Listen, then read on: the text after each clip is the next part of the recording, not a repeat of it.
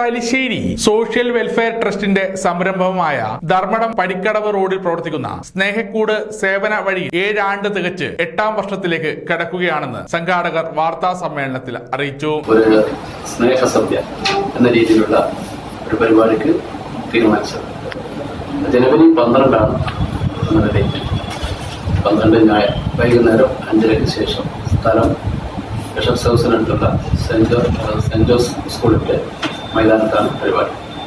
ഏകദേശം 5000 പേരെ പങ്കെടുപ്പിച്ചുകൊണ്ടുള്ള ഒരു വലിയ പരിപാടിയാണ് അറേഞ്ച് ചെയ്യുന്നത്.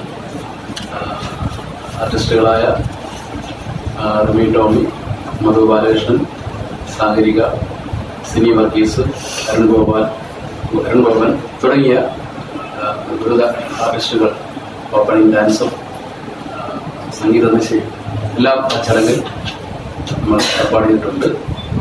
അതിൻ്റെ ഒരു പ്രചാരണത്തിന് വേണ്ടിയാണ് നമ്മൾ ഈ പത്രസമ്മേളനം വിളിച്ചുകൊണ്ടിരിക്കുന്നത്.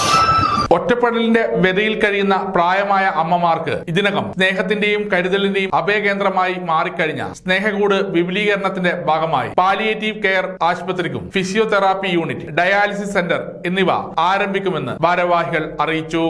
അതിനോടൊപ്പം നമ്മൾ മറ്റൊരു മേഖലയായ വീടുകളിൽ കിടക്കുന്ന ഒരുപാട് പേഷ്യൻസ് സർക്കാർ ആശുപത്രിയിലോ മലബാർ ക്യാൻസർ സെന്ററിലോ കൂടുതൽ സൗകര്യമില്ലാത്ത സാഹചര്യത്തിൽ അത്തരം ആളുകൾ ഒരുപാട് ആളുകളോട് സുഹൃത്തുക്കളുണ്ട്. അപ്പോൾ അവരുടെ ഇടയിൽ വീട്ടിലേക്ക് ചികിത്സിക്കുക എന്ന രീതിയിൽ ഹോം കെയർ സംവിധാനം ആരംഭിച്ചു.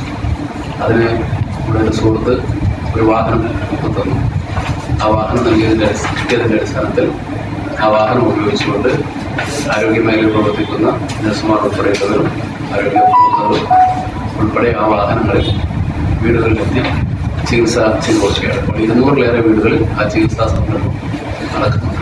ഒപ്പം ഒരു വാർഡിൽ തന്നെ ഏകദേശം ഒരു 10ഓളം ആളുകൾ ഈ ടൈപ്പ് വീടുകളുണ്ട് എന്നാണ് നമുക്ക് ഇടപെടാൻ തുടങ്ങിയപ്പോൾ മനസ്സിലാക്കാൻ സാധിച്ചു.